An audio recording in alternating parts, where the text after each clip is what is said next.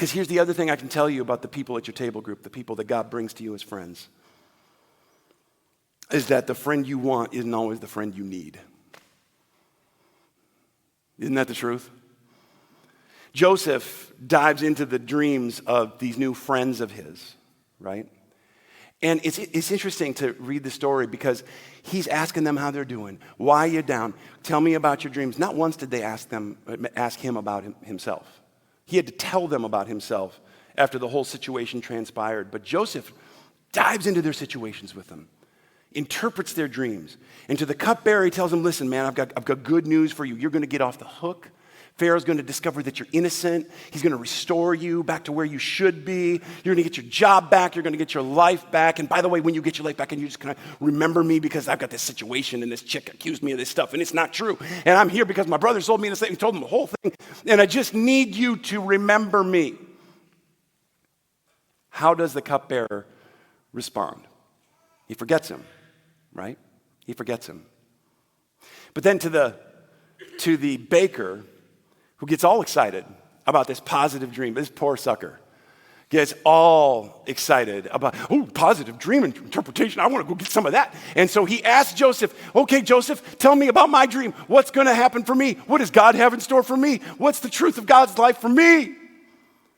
Verse 19, 3 days from now, Pharaoh's going to lift you up and impale your body on a pole. Then birds will come and peck away at your flesh. Well, okay. Thanks a lot, Joseph. That's great. Not really the answer I was looking for, right? You can see that I'm struggling here. Not having the best time of things, as you may have noticed. I'm in jail. It's been a rough day. You can see that I'm having problems. And this is your interpretation. This is how you kind of tell me all about my life, you jerk. What's wrong with you?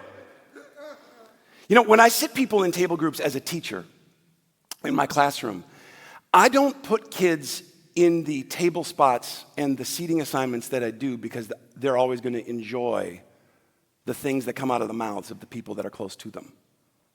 That's not part of my rationale. I do it because I have an assignment for them that I need them to get done. I do it because I have a curriculum that we need to get through. Sometimes the people put around you in the classroom, they're going to be for their benefit. Like I put you in a group hoping you're going to have a positive effect on them. I want you to help them. Other times, the people I put in your group are because I want them to help you. I want them to influence you. I want them to pull you in a better direction. I want you to get your eyes on your assignment the way they have their eyes on their assignment. And that might mean that on occasion, they tell you things you don't want to hear. Like, shut up. Be quiet. Like, you're off task. You're out of line. Don't talk to him like that. These are things I'm hoping are going to come out of it. This baker needs his eyes on God right now in a bad way. In a bad way. Worse than he knows. Because in a minute, he's going to meet God in a real personal way. So who better to help him with that than Joseph, a guy who already has his eyes on God, telling this man where it's at and telling him you need to get your eyes on him too. Listen, a real friendship is always going to be secure enough to tell you how it really is. Okay? They are. If something is going to kill you, and I don't tell you about that, I sugarcoat it, I dance around it, I avoid it, what kind of friend am I being? Not a good one, okay? If you're in danger from something and I don't tell you, what kind of friend am I being?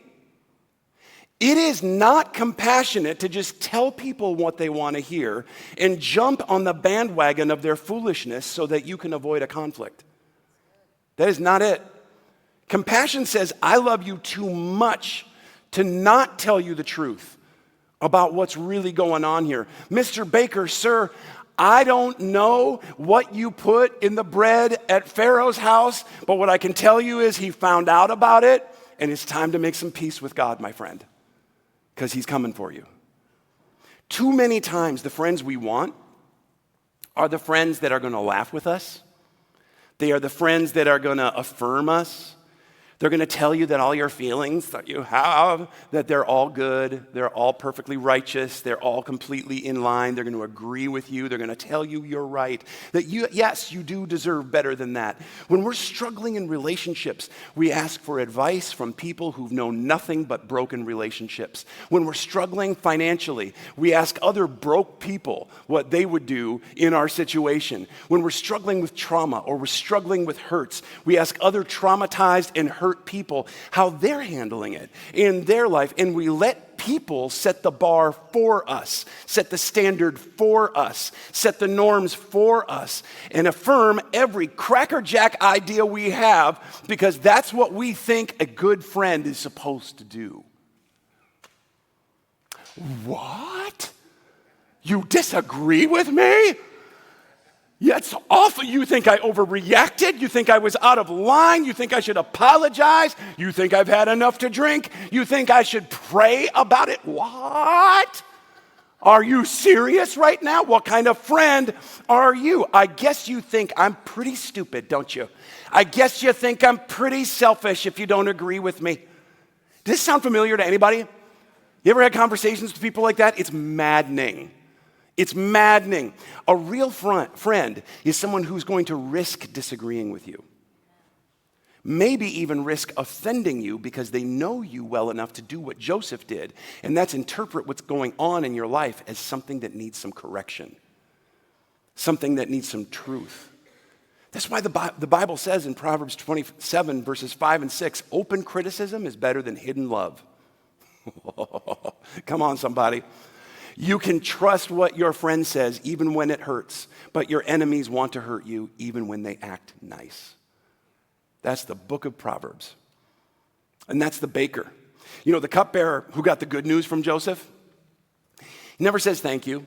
There's no moment where he comes up to Joseph and says, oh man, thank you so much. I just really appreciate that. How could I ever repay you, Joseph? Joseph tells the cupbearer about his situation. Like, look, man, I'm in prison here because some bad things happened to me, and I need some help getting out of here. So when you get up to Pharaoh's house, would you tell him all about what happened to me? Because this isn't right. And you would think that the cupbearer, having been wrongly imprisoned himself, would do that because what's happening to him isn't right either. He may resonate with this a little bit. But he doesn't.